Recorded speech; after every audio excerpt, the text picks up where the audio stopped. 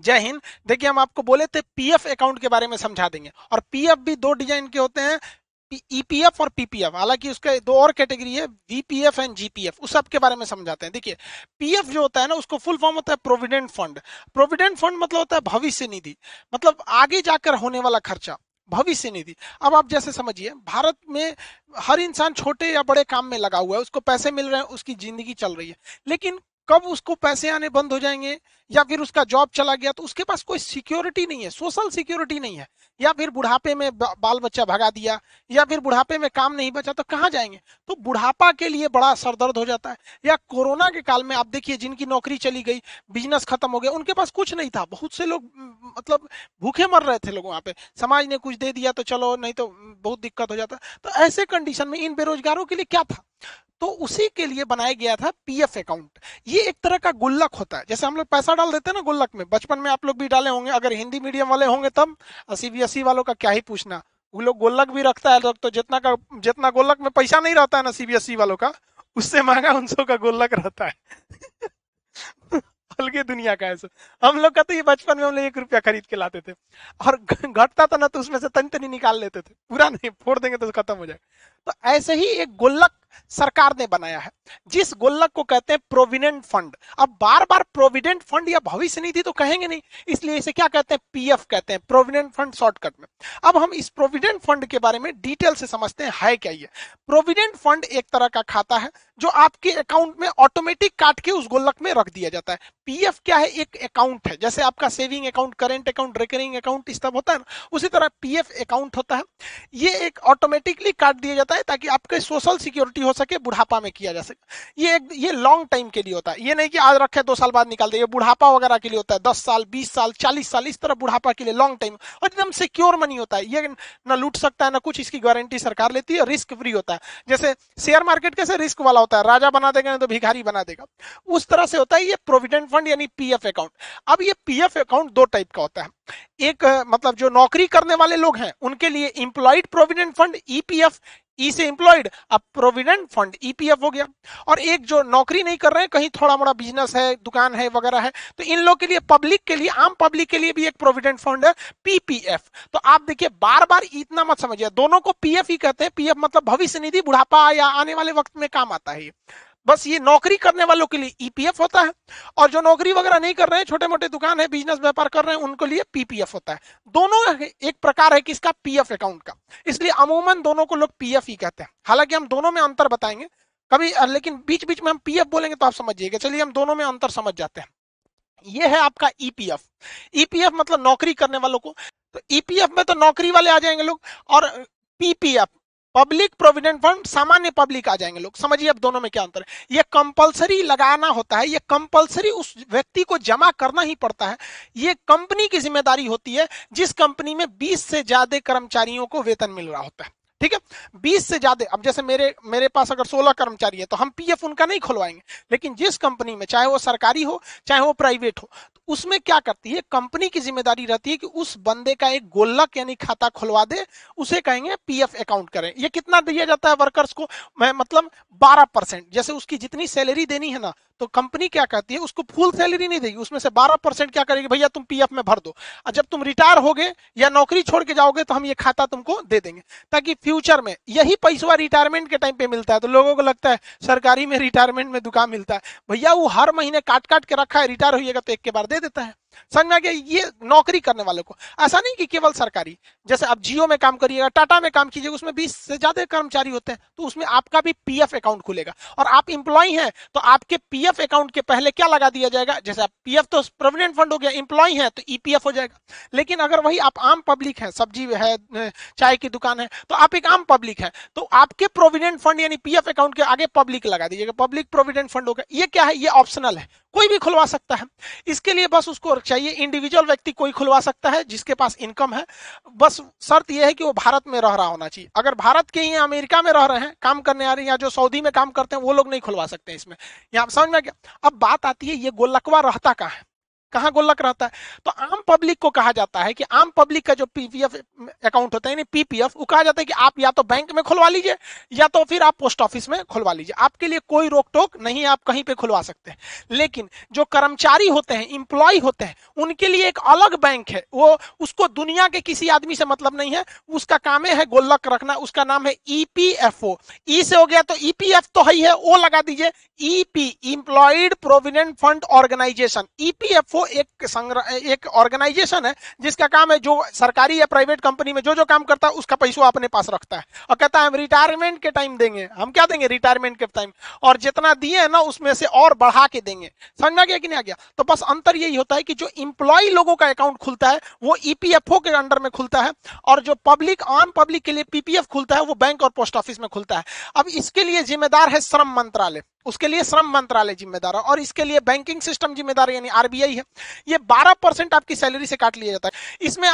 इसमें आपको तो सैलरी मिल ही नहीं रही है तो 12% काटेगा क्या? अब आपका मन, आप हर महीने या हर साल आप 500 रुपया जमा कर दीजिए, या 500 से 1.5 लाख रुपया जमा कर सकते हैं। अब कोई सब्जी वाला है, अब वो सोचता है कि हम 1 रुपया कर, मान के चलिए 2-2 रुपया के हिसाब से सोच रहा है, साल भर में उसका भी लगभग 700 रुपया हो जाएगा।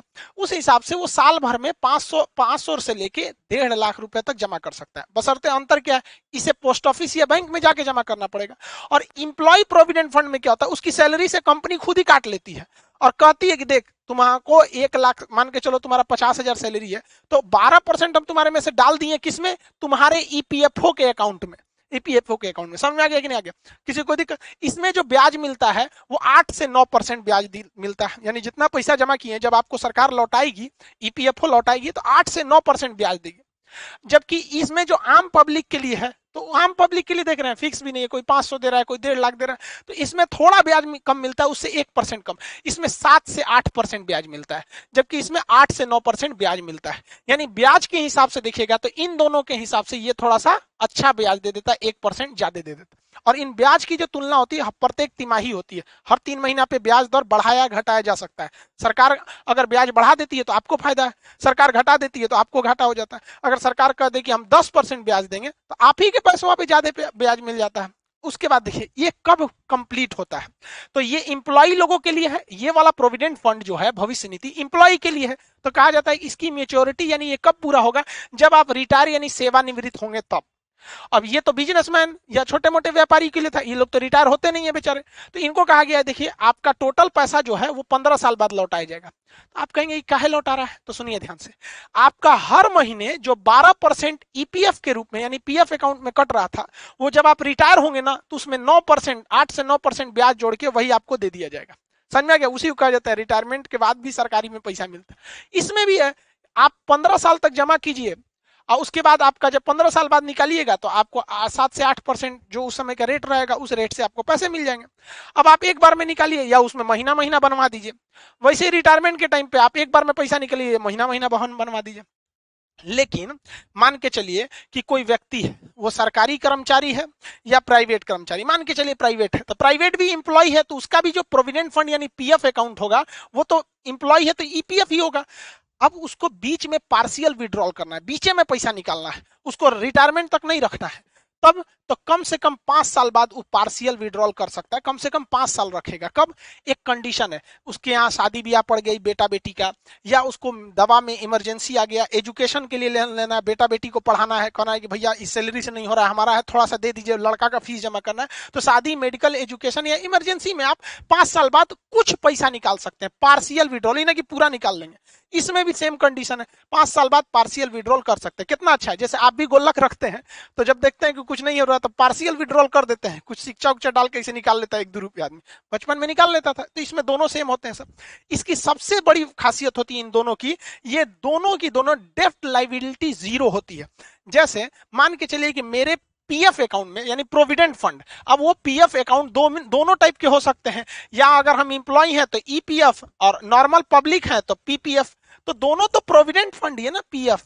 मेरे पीएफ में 4 लाख रुपया है सपोज, और हम बैंक से कर्जा लिए हैं 5 लाख रुपया, और हमारा ना खेत है ना घर है ना कुछ है। अब बैंक कहेगा हमरा 5 लाख दो, हम कहेंगे कुछ नहीं है, तो बैंक कहेगा पीएफ अकाउंट में 4 लाख है, हम पीएफ से निकाल लेंगे। तो सरकार कहती है खबरदार, पीएफ अकाउंट की लाइबिलिटी जीरो होती है, डेट लाइबिलिटी जीरो होती है। हम करोड़ों भी कर्जा ले सकते हैं, लेकिन उस कर्जे की भरपाई मेरे पीएफ अकाउंट से कोई नहीं काट सकता है। ये इसीलिए इसे कहा जाता है सबसे सिक्योर अकाउंट होता है, कोई काट ही नहीं सकता आपका यहाँ पे। दूसरा, ये ई एग्जेम्प्ट एग्जेम्प्ट एग्जेम्प्ट, यानी इस पैसे पर ब्याज भी नहीं मिलता है। जैसे सरकार को टैक्स नहीं मिलता, ब्याज का दिए, टैक्स नहीं होता है, टैक्स फ्री होता है। जैसे हम बुढ़ापा में रिटायर हुए, हमको 10 लाख रुपए पेंशन मिल गया, तो 10 लाख रुपए सरकार भागो यहाँ पे से, नहीं यहाँ पे टैक्स लेने आओगे, एग्जेम्प्ट एग्जेम्प्ट एग्जेम्प्ट, टैक्स नहीं होता है। तो इसकी एक और फायदे होती है, रिस्क फ्री भी है और सिक्योर भी है, टैक्स भी नहीं देना होता। अब ये जो पीएफ अकाउंट होता है, प्रोविडेंट फंड, चाहे वो इंप्लॉय का प्रोविडेंट फंड हो या आम पब्लिक का प्रोविडेंट फंड हो, यानी पीपीएफ हो या ईपीएफ हो, ये एक इंसान का एक ही खुलता है। जैसे पैन कार्ड, आपका पैन कार्ड एक ही बनता है, परमानेंट अकाउंट नंबर आपका एक ही खुलता है। अब आप कहेंगे कि सर मान के चलिए कोई आदमी टाटा कंपनी में काम कर रहा था, तो उसका कंपनी में काम कर रहा है यानी ईपीएफ अकाउंट होगा, वो टाटा को छोड़ के महिंद्रा में जाएगा तब कोई दिक्कत नहीं है। ईपीएफओ जो डिपार्टमेंट है कहती है कि उसका जो अकाउंट है ना, जिसमें 12% टाटा डाल रहा था, टाटा छोड़ दिया ना, कोई दिक्कत नहीं, इसी अकाउंट में महिंद्रा डाल देगा। कल को महिंद्रा छोड़ के जियो में काम करने लगा, कोई बात नहीं, जियो इसमें डाल देगा। यानी एक व्यक्ति का पीएफ अकाउंट, चाहे वो ईपीएफ हो या पीपीएफ हो, लाइफ में एक ही खुलता है, दोबारा दूसरा नहीं खुलता है। जैसे आप यूट्यूब पर एडसेंस एक नाम से एक ही बनता है, उससे ही ऐड का पैसे उसमें आते हैं सब, तो ये एक इंसान का एक ही बनता है, इसमें कोई दिक्कत नहीं होता है। वन पर्सन वन अकाउंट होता है, जैसे एडसेंस वगैरह की होती है सब। आप समझ आ गए कि नहीं? इसमें कितना जमा करना होता है? 12%। इसमें 500 से लेके 1.5 लाख। तो आप समझ गए पीएफ अकाउंट। अब इसी पीएफ को लोग, इंप्लॉय है तो कहता है हमारा ईपीएफ है, और नॉर्मल आदमी है, पब्लिक है तो कहता है पीपीएफ है। यहाँ पे दोनों में कोई खास अंतर नहीं है। लेकिन समझिए, कुछ इंसान ऐसे होते हैं जिनका खेत भी है, कहीं पे बिजनेस खेती चल रहा है, अच्छा खासा लाखों रुपए खेती से आ रहा है, तो कहता है कि यार हम अपनी सैलरी से बुढ़ापा के लिए महज 12% कटवा रहे हैं, हम चाहते हैं कि 12% से ज्यादा कटवा दे, 50% कटवा दे। तो सरकार कहेगी ना, हमरा 12% कटबे करेंगे, हमरा इंप्लॉय का हम कितना काटते हैं? 12% ही काटते हैं। हम पीएफ के अकाउंट में जो इंप्लॉय है उसका हम कितना काटते हैं? 12% काटते हैं। तो क्या करना, हमरा ज्यादा काट लीजिए, क्योंकि अभी जवानी में हमको पैसा की कोई कमी नहीं है, इधर उधर से आ जा रहा है, ससुरालों से कुछ पैसा मिल जाता है।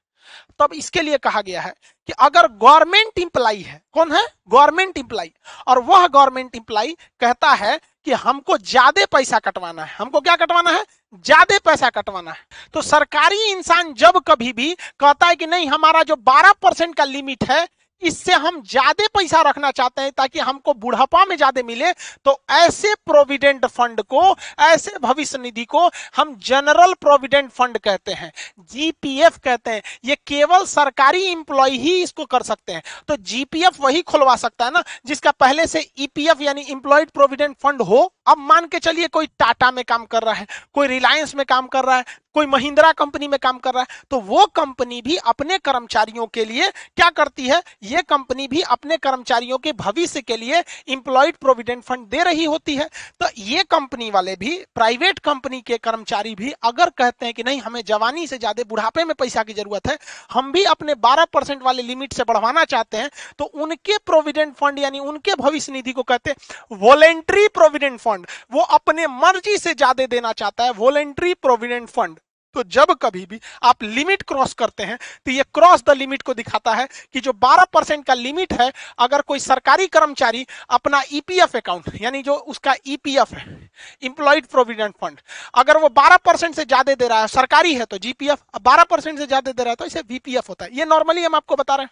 ईपीएफ में मैक्सिमम जो होता है 9% मिलता है, जबकि आम पब्लिक के लिए पीपीएफ में 8% मिलता है। उस हिसाब से तो इंप्लॉयड वाला थोड़ा सा ठीक ठाक है। लेकिन इन दोनों से अच्छा एक भविष्य निधि है, रिटायरमेंट के लिए स्पेशल प्रोग्राम है, उसका नाम है एनपीएस, नेशनल पेंशन स्कीम। ये पेंशन के लिए ही बना ही है। अब अगर आप ध्यान से देखेंगे तो ईपीएफ जो है इंप्लॉयड के लिए 1952 से बना हुआ है, और जो आम पब्लिक के लिए बनाया गया है 1968 में यानी पीपीएफ जो आया था ये आम पब्लिक के लिए प्रोविडेंट फंड वो 1968 में आया था और इंप्लॉयड के लिए 1952 में आया था।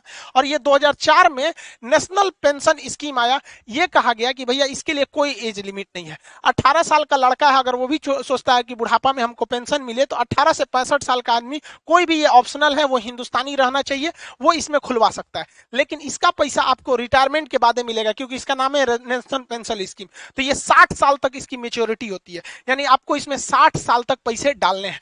अब इसमें भी आप पार्शियल विड्रॉल कर सकते हैं। 5 साल बाद शादी पड़ गया, बाल बच्चों का इमरजेंसी आ गया, एजुकेशन में डालना है तो आप पार्शियल विड्रॉल कर सकते हैं। लेकिन सबसे मुश्किल पैसा निकालना है तो इसी में है। इसकी लिक्विडिटी एकदम लो होती है, ये आपको जल्दी पैसा निकालने नहीं देता है सब। जबकि देखिए अगर आप पीपीएफ देखिएगा या ईपीएफ देखिएगा, यानी इन दोनों प्रोविडेंट फंड में, तो पार्शियल विड्रॉल थोड़ा इजी था, लेकिन इसमें पार्शियल विड्रॉल बहुत ही टफ होता है। क्यों टफ होता है? क्योंकि जब आप कभी भी इसमें पैसा डालते हैं ना, तो कंपनी क्या करती है, आपके पैसे को थोड़ा सा म्यूचुअल फंड में इन्वेस्ट कर देती है और कुछ बॉन्ड में इन्वेस्ट कर देती है। तो कंपनी कमाती है और आपको ज्यादा पैसा दे देती है।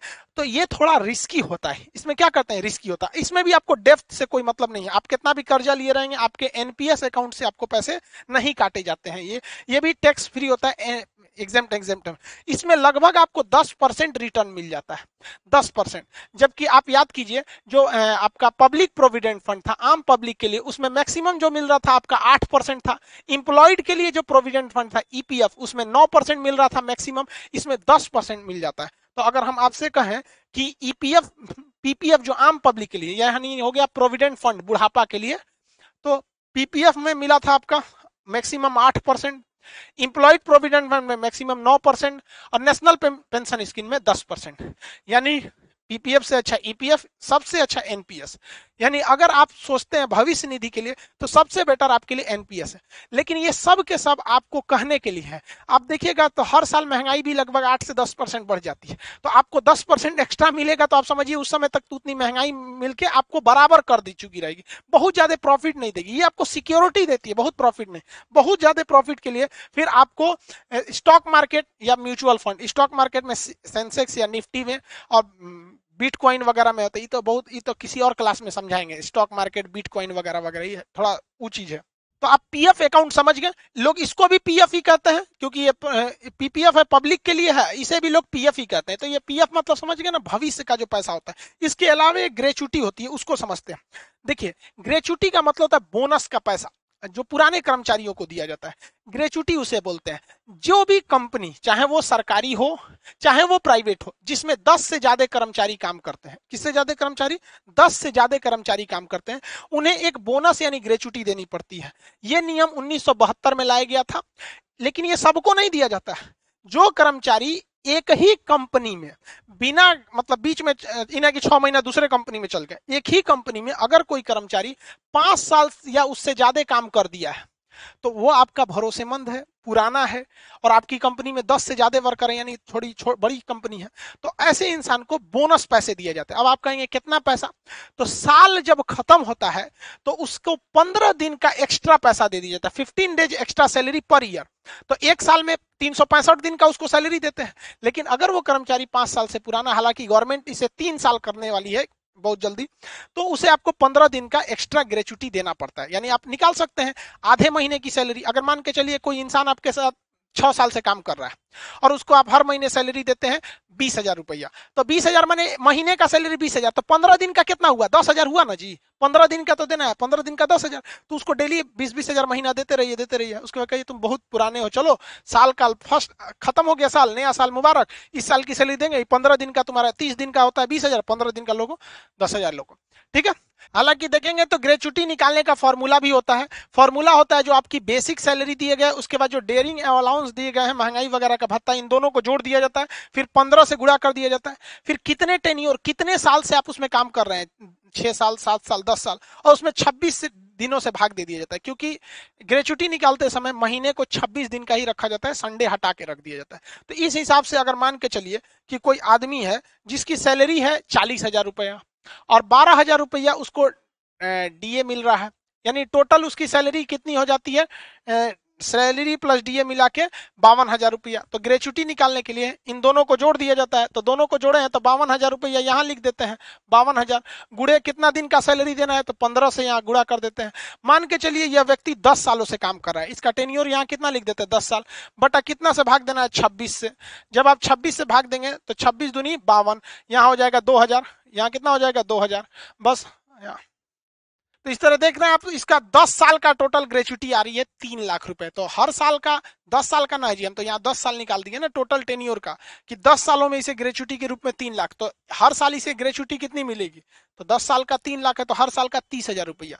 तो इस प्रकार इसे ग्रेचुटी मिलेगी। तो ये एक प्रकार का क्या चीज है, बोनस होता है। बैंकिंग में अभी अगला टर्म जो आपको बताएंगे एनईएफटी, आरटीजीएस और आईएमपीएस, और उसके सबके ऊपर ही आ गया है यूपीआई, और सबके ऊपर बाप बैठा है एनपीसीआई, ये अम्ब्रेला है। तो इसके बारे में आप नेक्स्ट वीडियो में समझाएंगे। आई होप आप पीपीएफ अकाउंट, पीएफ वगैरह समझ गए होंगे। मिलेंगे नेक्स्ट क्लास में। जय हिंद।